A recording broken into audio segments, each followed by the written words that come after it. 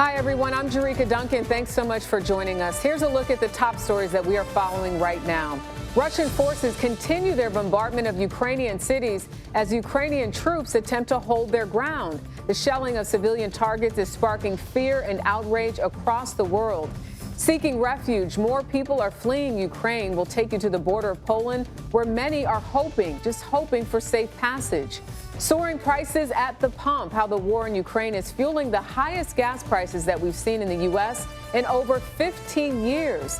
Why the situation may only get worse. But first, Russia's UN ambassador says Russia will carry out a temporary ceasefire Tuesday morning. Under this agreement, Moscow claims it will open up humanitarian corridors leading out of Kyiv, Sumy, Chernihiv, and Mariupol. But Russia has been accused of firing on Ukrainians trying to flee. Russia has stepped up its bombardment of cities and civilians. The UN says it has recorded hundreds of deaths, although that number is feared to be much higher. In all, Russia is believed to have launched more than 625 missiles.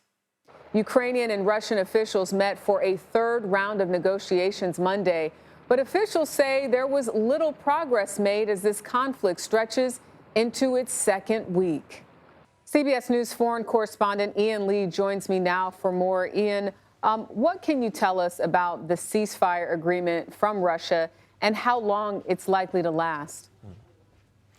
Well, Jericka, as we've seen so far, they don't last at all. From reports on the ground, Russia has repeatedly violated these ceasefires, which were established to evacuate civilians. These humanitarian corridors, as they're called, were first agreed upon last week between Ukrainian and Russian officials. But time and time again, Russian forces continue to shell those areas, killing innocent people, and they're violating them across the country in Kyiv, Kharkiv, and Mariupol, which the latter is completely surrounded with 400,000 people trapped in the shelling. Moscow has also proposed additional corridors, but those seem to have been rejected because they would send refugees to Russia and Belarus. And I should add, because of Russia's duplicity, even if a safe path out were to actually be established, civilians are debating if they should even take the risk, or will they simply be targeted again? It's so hard to see these pictures and to hear. I mean, very few options, really. Russian forces have also been closing in on several key cities, including the capital of Kyiv. But just how far away are they from some of those other areas that you even mentioned? Yeah, Jericka, the Pentagon now says that nearly all of the Russian troops that were staged along the border with Ukraine are now inside the country. That would be roughly 150,000 soldiers. Their main effort is to surround the capital, Kyiv, but it's been slow. Russian forces have been bogged down across the country. Ukrainian forces are putting up a very stiff resistance, making the Russians pay for every inch in blood. But it's been bloody on the Ukrainian side, too. Russia continues to try to bombard cities into submission. It's in the south where the Russians are making the most progress. They're moving out of the Crimea. One thrust is pushing to the west along the Black Sea toward Odessa, Ukraine's third largest city, and north along the Dnieper River and east towards Donetsk. But even after the Russians take a city, we are seeing people taking to the streets, defiantly protesting their presence. So even holding what they have hasn't been easy. You know, Ukrainian President Zelensky is still calling on foreign nations to impose a no-fly zone over Ukraine, but many Western countries are rejecting that idea.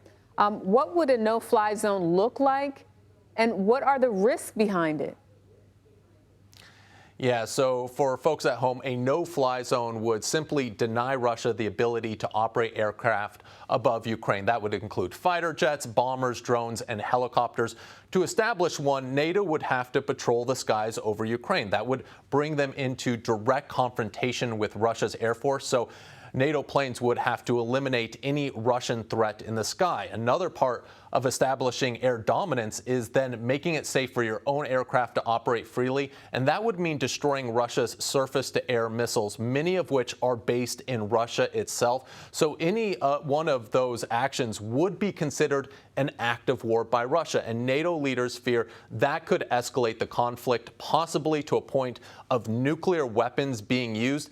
And that's the risk. The main reason, actually, we've heard there will not be a no-fly zone, Jericka. because of the nuclear threat.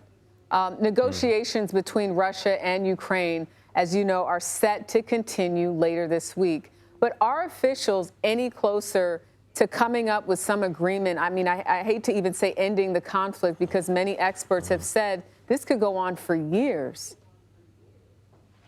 Yeah, and I guess the simple answer is no. You know, even after they met today, they continued discussing the establishment of humanitarian corridors, and Ukraine wants the international community to help to get involved in getting these people away from the violence. We're also hearing, though, that Russia has key demands to ending this war, and there are 4 of them that are the important ones they're pointing out, and they include Ukraine stopping military actions, a change in the country's constitution to enshrine neutrality, acknowledging Crimea as a Russian territory, and you may remember Moscow illegally seized it back in 2014, and finally recognizing the separatist republics of Donetsk and Luhansk in the east as independent states.